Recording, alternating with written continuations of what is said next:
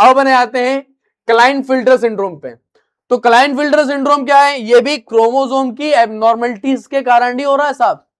अब देखो normally 46 chromosome होते हैं इंसान में, मैंने आपको बताया था ना 22 पेयर क्रोमोसोम होते हैं, और लास्ट वाला जो एक क्रोमोसोम होता है 23 पेयर वाला वो होता है सेक्स क्रोमोसोम। मेल में टोटल सेक्स क्रोमोसोम कैसे होते हैं? एक्स और वाई।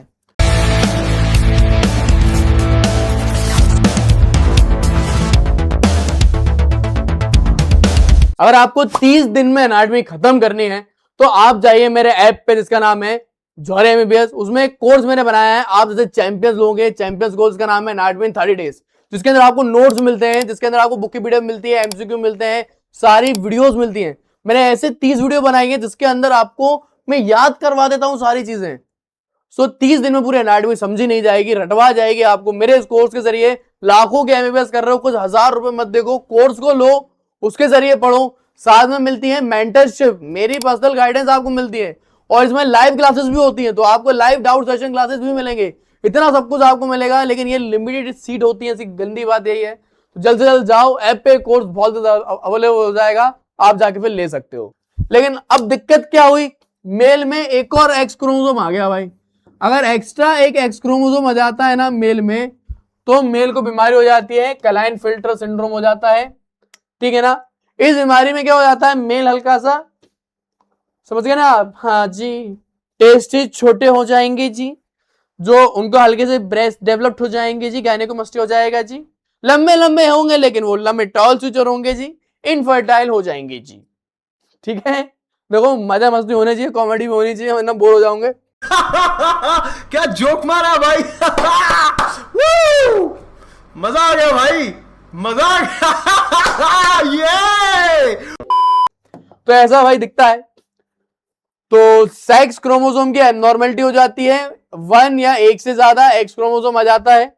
कार्योटाइपिंग में आपको 47 क्रोमोसोम देखने को मिलेंगे। इसका कॉज क्या है? वही मियोसिस के समय डिसजंक्शन हो गया, गलती से एक एक्स क्रोमोसोम के एक्स्ट्रा पेयर आ गया। अब इसके क्लिनिकल फीचर अपन को लिखने हैं, तो आपको ना ऐसे ही डायग्राम बनाना पड़ेगा।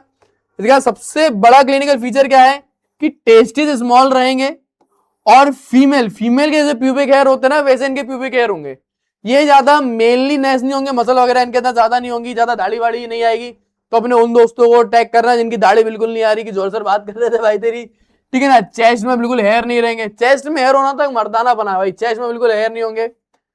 आईक्यू वगैरह नॉर्मल इंसान से कम होगा, टॉल होंगे बहुत ज्यादा, फीमेल जैसी हरकतें करने लगेंगे, समझ रहे हैं आप। फ्रंटल बार्डनेल एब्सेंट। अब देखो मर्द जो है ना, असली मर्द के बाल जाते हैं, जैसे कि आप देखो, क्यों? हाई टेस्टोस्टेरोन के कारण हमारे बाल झड़ते हैं।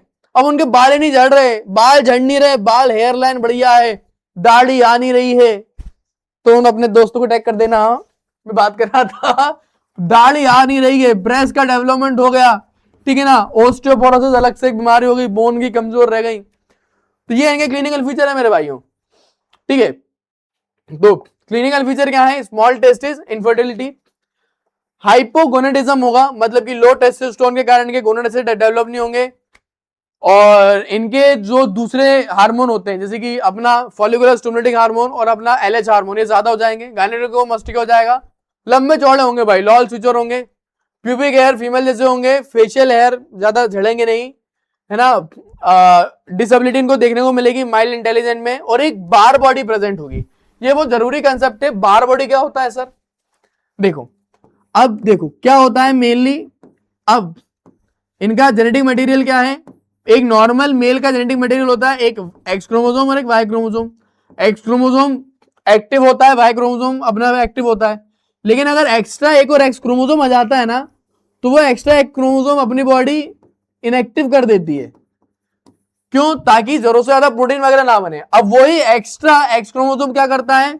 अपने न्यूक्लियस में डार्कली स्टेन दिखाई देता है, उसको अपन बोल देते हैं बार बॉडी के रूप में। एपिथेलियम सेल में ऐसे दिखाई देगा, न्यूट्रोफिल में ऐसे दिखाई देगा, और ड्रम स्टिक शेप में। तो ये बार बॉडी क्या है? बार बॉडी से नथिंग, एक एक्स्ट्रा एक्स क्रोमोसोम का जो पेयर है ना, वो न्यूक्लियस में डार्क कलर से स्टेन हो जाता है, उसे बार बॉडी कहा जाता है, ठीक है। अब देखो आप क्लाइनफिल्टर सिंड्रोम में देख लो, एक एक्स्ट्रा एक्स क्रोमोसोम आ गया है, एक्स क्रोमोसोम बड़ा होता है as compare to Y chromosome, यही बताना चाह रहा हूं आपको। आपको अगर अच्छे नंबर चाहिए तो आप डेफिनेशन लिखें, जेनेटिक लिखें, कॉज लिखें, कॉम्प्लिकेशन लिखें, कार्योटाइपिंग बनाते हैं और साथ में पेशेंट का डायग्राम बनाते हैं, बड़े अच्छे नंबर मिल जाएंगे यार। 4.5 नंबर। इस पता है जेनेटिक्स की खास बात क्या है, इसमें नंबर लाना बहुत आसान है।